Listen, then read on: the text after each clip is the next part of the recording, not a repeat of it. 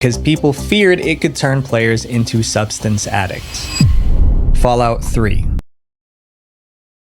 Fallout, bro. I love Fallout, bro. Fallout 3. Oh, Fallout 3, Fallout New Vegas, Fallout. All right, y'all looking at the thumbnail. Y'all see the title. We got video games banned for being too controversial, bro. Like, let's check this out, boy. It's something new, bro. It just popped on like video games. Wait a minute, cause I saw the thumbnail and it said bully, and I'm like, I ain't new, man, but I want to check this out, man. You know what I'm saying? How y'all day been? Y'all been doing good? I've been doing swell, bro. But y'all already know. Let's check this out. This definitely takes the cake as probably the most violent thing I've played. I think it is crazy for anyone to make a game where students are taught to beat their teachers up. We are determined to stop a situation in which video games and violent content are being peddled to our children. Games are supposed to be fun, but some games are so disturbing that certain countries made them illegal. Today, we're looking at video games banned for being too controversial. You might have some of them right now, but in other parts of the world, it's a crime to play or even own these games. So my goal this year is to give you guys double the amount of videos without sacrificing quality, and to do that, we gotta keep growing. So 70% of you guys aren't subscribed, and it would mean the world to me if you did, and I promise to do my very best for you. Hydrate yourselves and enjoy. I'm Visual Venture, and you.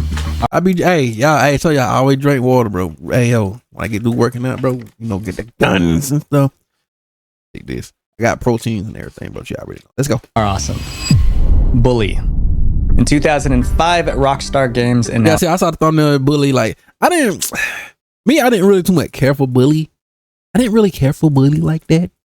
But I did low key still want to, you know what I'm saying? I still played it, but you know, I wanted it to be more like Grand Theft Auto, but I see they went another little different route with it though. But let go. Announced a new game. It was called Bully, and just the name made people freak out. They coming out with a game where children can beat their teachers up, children can beat their classmates up. These are things that are depicted in the game. In the game, right. The game wasn't even out yet, but people assumed that a game called Bully would make bullying seem cool, and that might increase violence in schools. As the complaints increased, Rockstar defended their game. They said it wasn't about being a bully, it was about fighting them. In the game, players controlled a character named Jimmy Hopkins. Jimmy was a student at— people will push, they so quick to judge before even anything. They so quick to judge, bro. They so quick to judge. Pushing the narrative. It's pushing the narrative, bro. You know, it also had things to do with, you know, that other stuff, politician, all that. Well, let's go. At Bulworth Academy. But Jimmy wasn't a bully. He protected weaker kids from bullies. Yes. That explanation calmed things down in the US. But in places like the UK and Australia, people still wanted it banned. So the creators of the game decided to change something. They renamed the game in certain countries. The new title was Canis Canem Edit. That means dog eat dog in Latin. But apart from the name change, everything else in the game stayed the same. In 2006, Bully was finally released. And when people actually played it, it wasn't nearly as dangerous as they expected. It was Yeah, see, I wanted to be I wanted to be like some Grand Theft Auto stuff, bro. But yeah, it was like I said, it went different.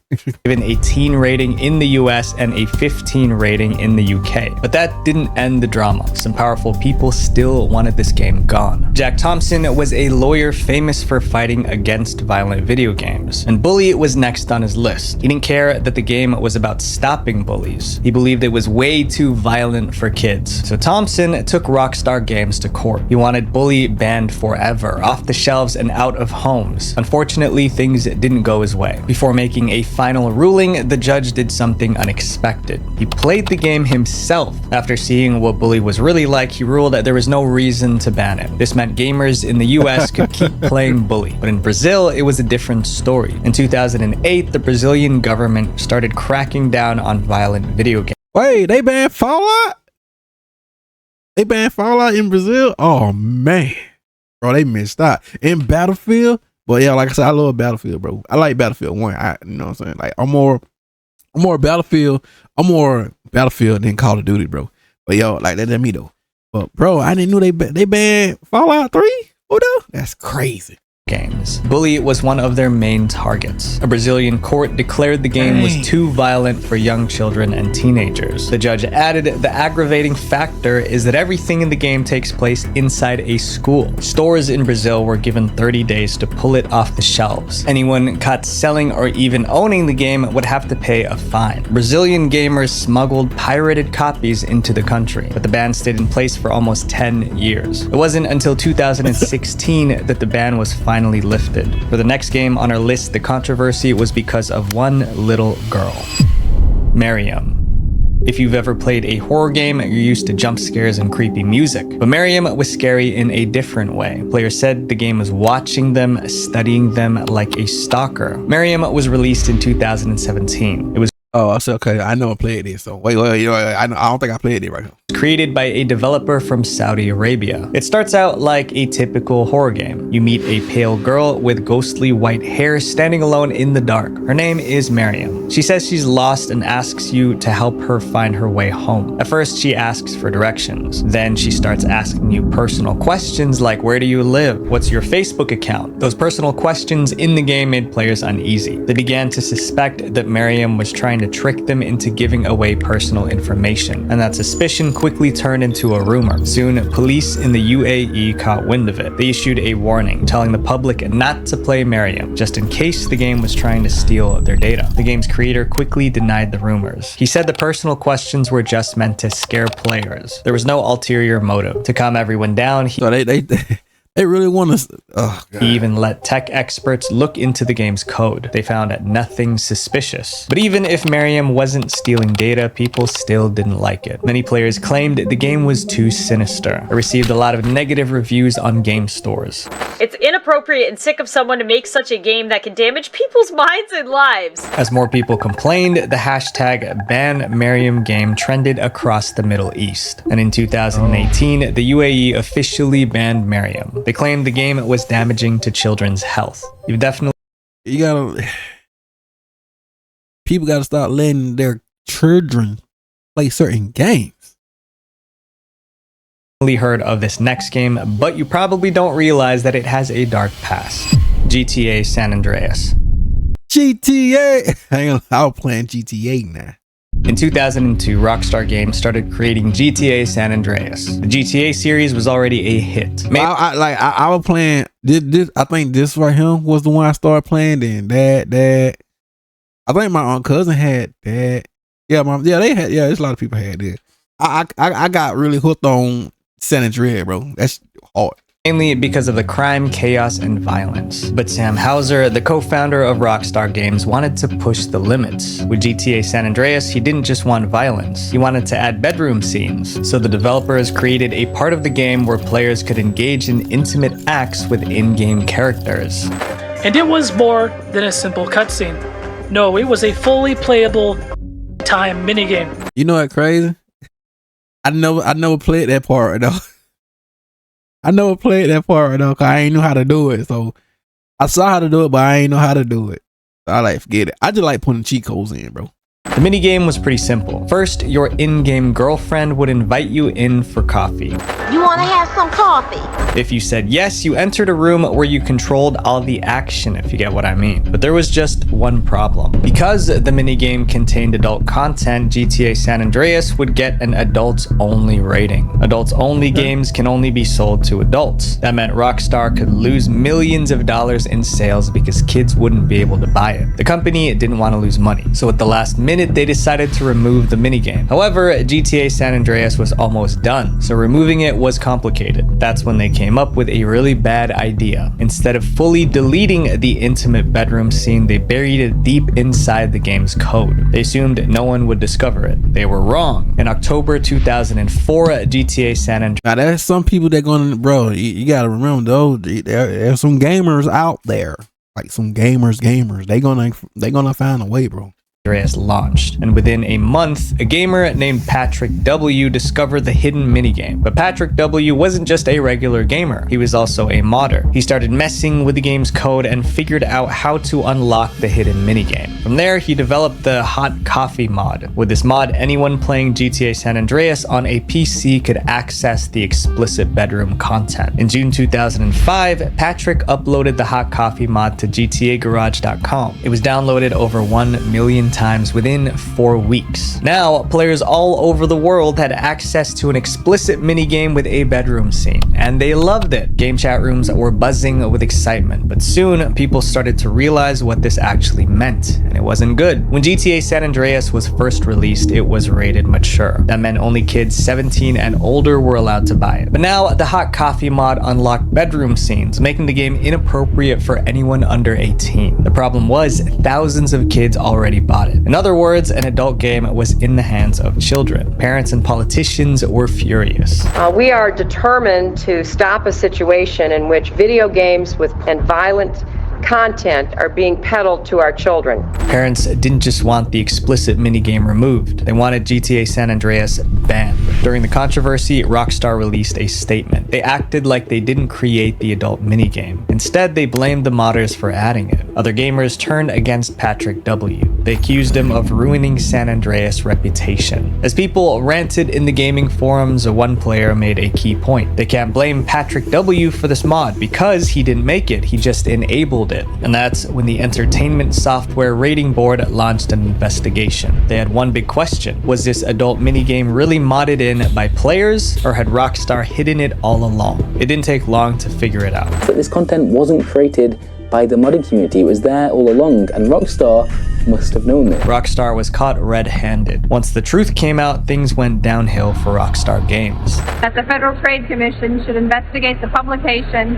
of the video game Grand Theft Auto San Andreas to determine if the publisher intentionally deceived the Entertainment Software Ratings Board to avoid an adults-only rating. Before Rockstar could respond, the ratings board made a decision. They changed San Andreas' rating from mature to adults only. It was the first GTA game to get an adults only rating, and that had serious consequences. There were many retailers across the US just pulling San Andreas altogether while it has an adults only rating. Since it was now an adult game, hundreds of stores in the US pulled it from their shelves. The game was also banned in Australia and many Asian countries. There was only one way Rockstar could fix this mess. They recalled all copies of GTA San Andreas. Then they removed the explicit minigame and released a version that couldn't run the Hot Coffee mod. That lifted the ban in Australia, but the damage was done. The scandal and recall cost Rockstar millions of dollars in sales. And even after the release, San Andreas remained banned in several Asian countries. This Dang, boy. next game was accused of embarrassing an entire country. Battlefield. Oh, okay, yeah, okay. I can understand. You know, war games are always gonna have some stuff like that. Well, you know, I played Battlefield 1 though. I low key try to get Battlefield 4, but I did always watch like the playthroughs and people play playthroughs and gameplay. But Battlefield 1? Wow, I was loving Battlefield 1, boy. 4. In the early 2010s, Battlefield was one of the best first-person shooter games around. It was actually one of my favorite games back then. Battlefield 1, 2, and 3 were insanely popular. Boy, Battlefield 1. It was actually one of my favorite games back then. Battlefield 1, bro. Oh my God, bro.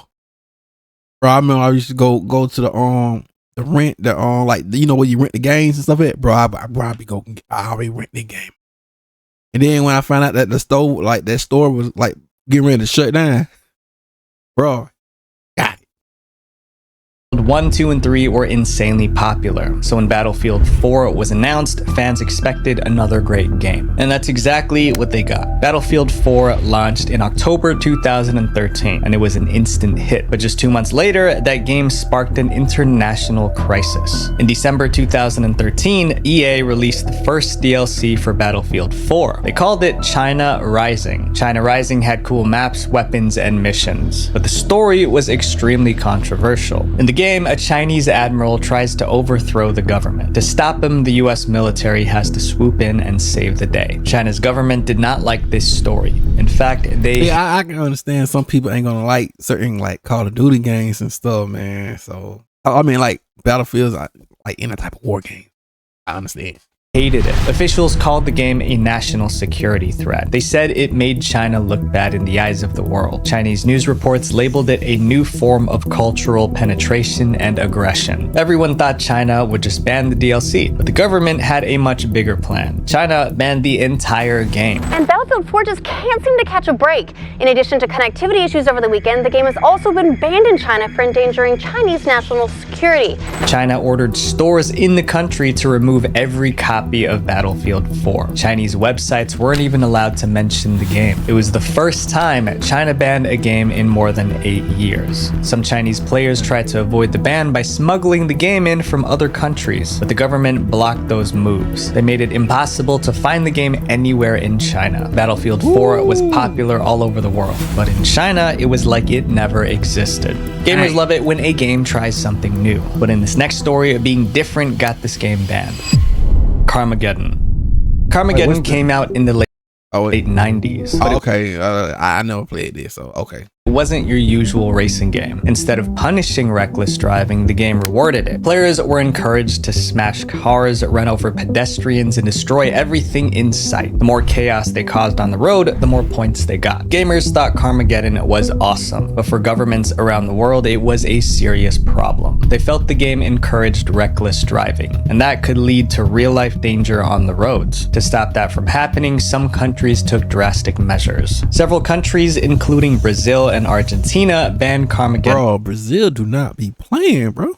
Completely. But in the UK, it turned into a messy back and forth. Every game sold in the UK had to be approved by the British Board of Film Classification, or BBFC. But when the BBFC saw Carmageddon, they refused to give it a rating until the violent parts were removed. Without the rating, the game couldn't be sold in the UK. Carmageddon creators fought back. They said the violence was no worse than what you'd see in Tom and Jerry, but the BBFC didn't budge. Carmageddon needed to be less gory, or it'd never be sold in the UK. Eventually, the game developers gave in. They made a new version where pedestrians were replaced with zombies, and instead of red blood, they had green goo. That way, it wouldn't look like it was encouraging real-life violence. The authorities were satisfied and allowed the game to be released in the UK. But what happened next made the BBFC look like fools. Not long after the censored version was released, something strange showed up online. It was a patch for the game, and it brought everything back. Zombies were swapped out for humans again. Green goo turned into red blood. It turns out that the patch was created by one of the original developers who worked on Carmageddon. Even worse, the game's publishers knew about it, but they didn't lift a finger to stop it. When the BBFC found out, they were furious. They felt tricked. First, the publishers got the rating by censoring the game. Then, they secretly brought back the violent version with a hidden patch. The BBFC took the game to court. For 10 months, they battled it out in court. But in the end, the BBFC lost. The BBFC's decision to ban the game was overturned, and the original Carmageddon, full of blood and gore, was released in the UK. Most games get banned because of what's in them, but this next game got in trouble because of what the players were doing.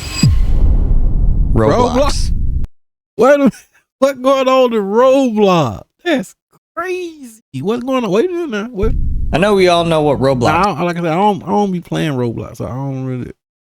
What's going on in Roblox? is. But what you probably didn't know was that it was banned in an entire country. Roblox is one of the biggest online gaming platforms in the world, but behind all the fun and games, there's a dark side. Roblox is filled with young kids, but it also has a huge number of adult players. And when you put those two groups together, bad things can happen. Roblox has become a hunting ground for preds. Every year, there are new reports of this happening. Parents, beware. Monsters are among us.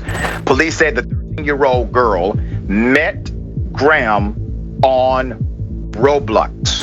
Despite all the stories, it doesn't look like Roblox is doing enough to stop it. Roblox has a history of ignoring problems that don't directly affect their profits. It's almost like all they care about is money. Back in 2022, I said something that can still apply today. I mean, to me, it's pretty clear that Roblox doesn't see its users as people. To them, we're just walking money bags waiting to be empty. At the time, I was talking... Yeah, I mean, I don't play Roblox, so, you know, If that is the case, then they need to go ahead and get rid of it. Talking specifically about Roblox's payment system, but in a way, it applies to the platform as a whole. It seems that Roblox's top priority isn't safety, it's making money. They focus on getting more users and growing their business. Everything else, including protecting young users, comes second. Since Roblox isn't doing enough, some countries decided to act. One of them was Turkey. On August 7th, 2024, Turkey officially banned Roblox. They released a statement saying they did it to ensure the protection of Turkish children. At first, Turkey banning Roblox didn't seem like a big deal. That was until people realized Turkey had the 5th largest Roblox player base in the world. Roblox didn't want to lose millions of users, so they tried to negotiate with Turkish officials to lift the ban, but the government wouldn't budge. Turkey refused to let Roblox back in. After that, other countries started thinking about banning Roblox too. This means that if Roblox doesn't take safety more seriously, more bans could be on the way. This next game was banned because I mean, I'm not even mad at it, bro. If Roblox is all about money, then bro, get rid of it. Get banned it. Because people feared it could turn players into substance addicts. Fallout 3. Fallout, bro. I love Fallout, bro. Fallout 3. Fallout 3, Fallout New Vegas, Fallout 4, Fallout. All the download for Fallout 3, bro. I had them all, bro. I just ain't never played. I think I did have Fallout 2, but I can't remember. But bro, I played every Fallout game, bro. I almost play almost every Fallout game, bro. I love them. I was so hooked on them, bro. Okay, go. Open world games promise free. Bro, I love it. You can go anywhere, do anything, and shape the story how you want. But this game, that's what I love about it, bro. You can, bro, the story, bro. Game took that idea to the extreme. In Fallout 3, players can use different substances to heal or get stronger. One of those substances was morphine, but there was a big problem. Morphine is a real substance. It's so addictive that it's illegal to have it without a prescription. This meant anyone playing Fallout 3 was introduced to this real-world illegal substance. Even worse, in-game characters could get addicted to morphine just like what happens in real life. When Fallout 3 reached Australia, the rating board said the game promoted drug use, so they banned it. This was a disaster for the game developers. Australia was a huge market and losing it could cost them millions. To get the game released, they changed morphine to Med-X. The new name that what it went from. Moved the real-world connection and the ban was lifted. But Australia wasn't the only country that had a problem with Fallout. That's what they call it, Med-X. 3. When German authorities saw the game's brutal combat scenes, they refused to approve it because it was way too violent. The game's developers were forced to remove most of the graphic content, and when they did, Fallout 3 was released in Germany. But Fallout's problems weren't over. Japan also had an issue with the game. In one mission, players could set off a nuclear bomb. Unfortunately, Japan has a tragic history with nuclear attacks, so this part of the game was deeply offensive to them. To avoid getting banned, the developers removed the bombing mission from the Japanese version. But even after all that, Fallout wasn't done causing trouble, and this time there was no fixing it. In the game, players run into two-headed mutant cows called Brahmin, but in India, this caused outrage. Brahmin is a Hindu word. Furthermore, cows are sacred in Hinduism. Many Indians felt the game was being disrespectful, but unlike other countries like Australia or Germany, India didn't ask for changes. They just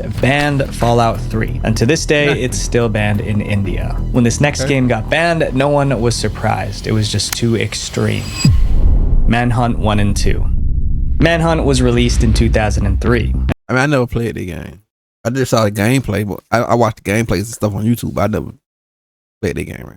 And it's still one of the most controversial games ever. In the game, you play as James Earl Cash. Cash is a death row inmate about to be executed by lethal injection. But right before it happens, he wakes up. He realizes he was just sedated. Then a mysterious voice starts speaking to Cash. The voice introduces himself as the director. He tells Cash there's one way out, one last shot at freedom, but only if Cash follows his instructions. Do exactly as I say, and this will be over before the night is out. The problem is that the director's instructions are all about ending lives. Cash is told to hunt down enemies and take them out using whatever he can find. Glass shards, baseball bats, plastic bags, anything becomes a weapon. What made Manhunt even worse was how real it all felt. The people Cash hunted in the game showed fear and desperation. And then came the twist. Cash found out he was actually starring in a snuff film. All his brutal acts were being filmed by the director. You're doing fine, Cash, just fine. We're getting some great material here. The game also had kidnapping, substances, and so many more illegal acts I can't even tell you guys. All in all, Manhunt was deeply disturbing and people were furious. The game was even called a murder simulator. In the US, parents and politicians demanded an immediate ban. They were scared the game might inspire real-life aggression, especially among young people. But somehow, Manhunt slipped through. It was never banned in the US, but other countries weren't as forgiving. New Zealand, Malaysia, South Korea, and Saudi Arabia all banned Manhunt as soon as it was released. But that was nothing compared to what happened in the UK. In July 2004, a boy took the life of his close friend. Almost instantly, tabloids in the UK jumped on the story. They reported that the culprit was obsessed with Manhunt, suggesting the game inspired the crime. But when police investigated, they found out the culprit didn't even own the game. But it was too late. Manhunt was now tied to a real-life tragedy. Its reputation got even worse, and more countries, including Australia and Germany, banned the game too. But after all this bad press, Rockstar Games did something no one saw coming. They made a sequel to Manhunt. In 2007, Rockstar Games released Manhunt 2, and somehow it was even more disturbing than the first. This definitely takes the cake as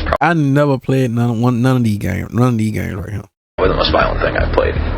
The sequel introduced a new feature called Levels of Execution. The game encouraged players to eliminate their targets in brutal ways to get more points, and people were not okay with that. Soon, they were talking about the game in Congress. The new video is called Manhunt 2, and at the state capitol, it's creating ripples over the rating system for these games. In the US, Manhunt 2 was rated adults only. Major stores refused to sell it. Consoles like PlayStation and Nintendo blocked it. Tonight, a violent video game pulled from store shelves. Manhunt 2 has been the target of criticism since its release a week ago. Now Target is doing something about it.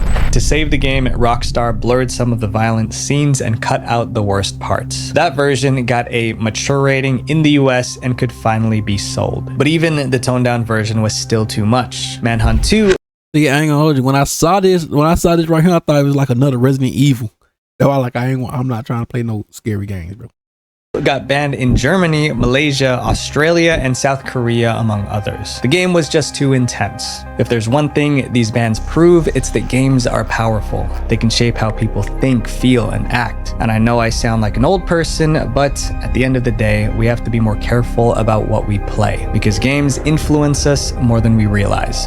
Visual Venture. And there you go, ladies and gentlemen. Yo, that's crazy, but I never played that game. But you already know. Think about the description, a lot of good stuff, man. I'm out.